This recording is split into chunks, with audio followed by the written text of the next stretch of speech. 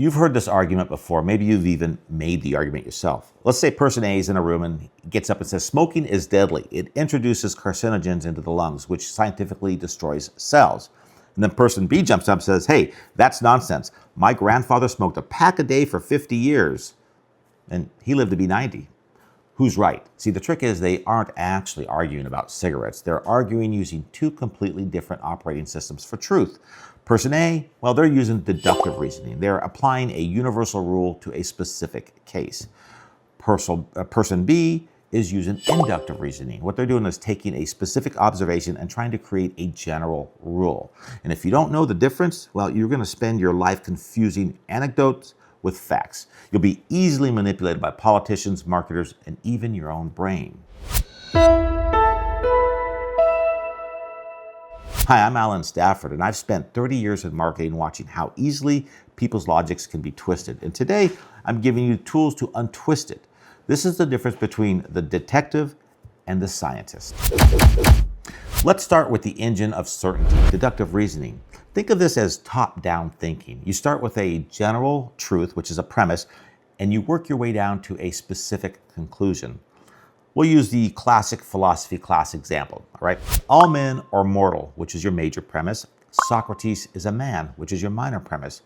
Therefore, Socrates is mortal, which is your conclusion. See, the strength of deductive reasoning is certainty. If premise 1 and premise 2 are true, the conclusion must be true. It's mathematically impossible for it to be false. And this is how we do math, and this is how we write code. But, there's a trap.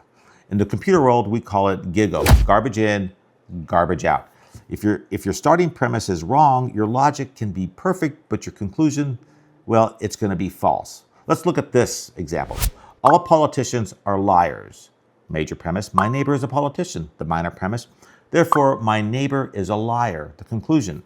See, the logic is valid, but is the premise true? Are all politicians liars, or just most of them? Because your premise is flawed, your certainty is an illusion.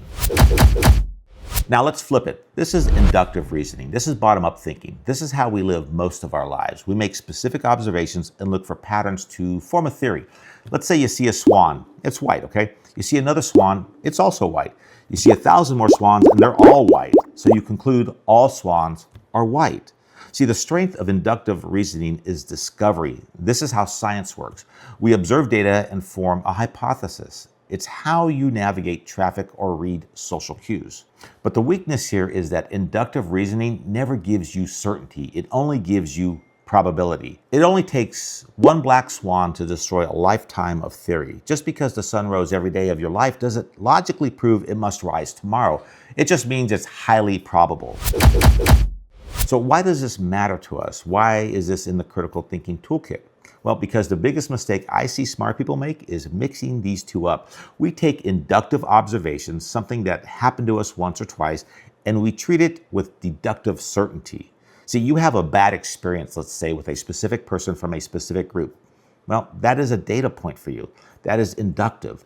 But your brain immediately jumps to a deductive rule. All people from that group are bad.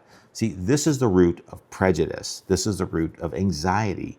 You fill out one business venture and you deduce the rule, I am a failure. Well, you're treating a probability like a mathematical proof. And here's the neurological note, why we do this. It comes down to cognitive ease. You see, inductive reasoning, analyzing thousands of data points to find a pattern, is mentally expensive. It burns a lot of glucose. Your brain is an energy-conserving machine, and it hates ambiguity. Deductive reasoning, applying a simple rule, well, it's cheap, it's fast. Your brain wants to turn the complex world into simple rules so it can stop thinking. It wants to say all X or Y so it never has to evaluate X again.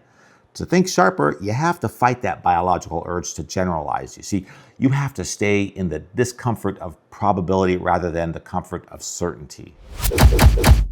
Here's your practical next step. For the next 24 hours, I want you to audit your language. Catch yourself using universal words like always, never, everyone, nobody. You never listen to me. Marketing always works like this.